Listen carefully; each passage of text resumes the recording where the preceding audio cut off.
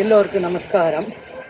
தையில் எனக்குள் கவிதை பிறந்தது. ஆகா, மீண்டும் ஒரு தை பிறந்ததை பார்த்தோம். சிந்தையும் ஒளிர்ந்து வந்ததையும் நினைப்போம்.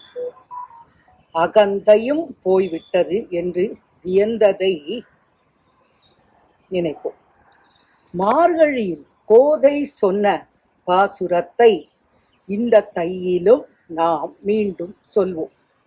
இந்த தையில் அந்த தையலால் அதை மீண்டும் ஏற்றுக்கொள்வார். என்னே விந்தை, என்னே விந்தை. பழைய கந்தை துணிகள் போகியில் எரிந்து விட்டன. எரிப்போம். நம் சிந்தனையிலும் பழையதை மறப்போம், எரிப்போம்.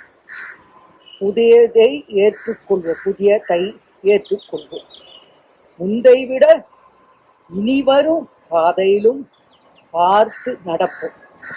நடந்ததையே நினைத்திராமல் மனதை மாற்றுவோம். சிறந்ததை சீர்பட செய்வோம்.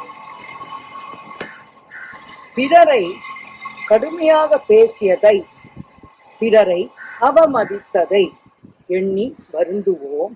இனிமேல் நல்ல எண்ணத்தை வளர்த்து கொள்வோம். பாரதத்தை நேசிப்போம். மகிழ்வுடன் உலா வருவோம். இதிகாசத்தை போற்றுவோம். மகாபாரதத்தை படிப்போம். பிடித்ததை செய்வோம். முடிந்ததை பிறர்க்கு கொடுப்போம். படித்ததை நினைவு கொள்வோம். நல்லதையே செய்வோம்.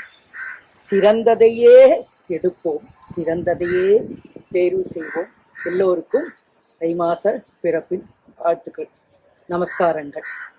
பெரியவர்களுக்கு நமஸ்காரங்கள். இனி வரும் தையில் எல்லாருக்கும் நல்லது வரட்டும், நல்ல மங்களம் பொங்கட்டும் என்று இந்த தை மாத கவிதையை முடிக்கிறது.